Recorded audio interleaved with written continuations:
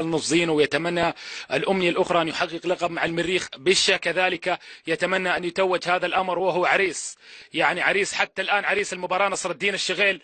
مرت من جانب نصر الدين الشغيل عريس المباراة، ولكن عريس الموسم بشة يتمنى أن يتوج عامه بختاما ببطولة أفريقية. وهنا إعادة للهدف الذي أتى للهلال، الهدف الذي أتى أثناء انقطاع الصورة أتى للهلال، والأهم بالنسبة لجماهير الهلال هو الهدف في هذه اللحظات الذي أتى عن طريق نصر الدين الشغيل بكرة عرضية أتت أمامنا، لعبها الشغيل تعانق الشباك، شغيل ولم يفرح إلا ووجد.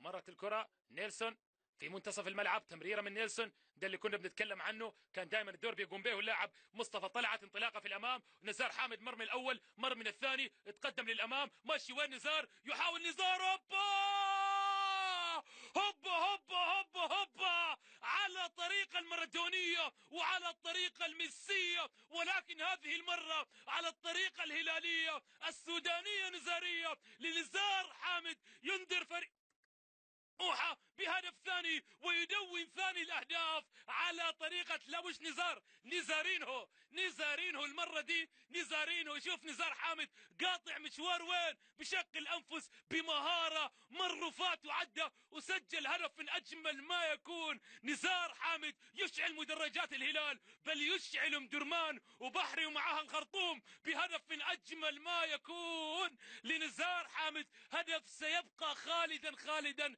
في المقبرة هنا في ملعب الهلال، هدف بصورة ممتازة. شوف كان وين نزار حامد، كان وين وجا من وين وعدى، وهدف يسر العين ويكحل العين. نزار حامد بهدف ثاني من الاول من الثاني، مر وعدى وفات ويتقدم، والكرة وين في الشباك في سقف المرمى، بل هي سقف المتعة. نزار حامد بصورة ممتازة، مر وعدى وفات، هدف ياتي بصورة جميلة جدا، هدف سيبقى خالدا في الاذهان، خالدا في الوجدان. يا نزار يعانق الشباك، هدف فيه المتعة.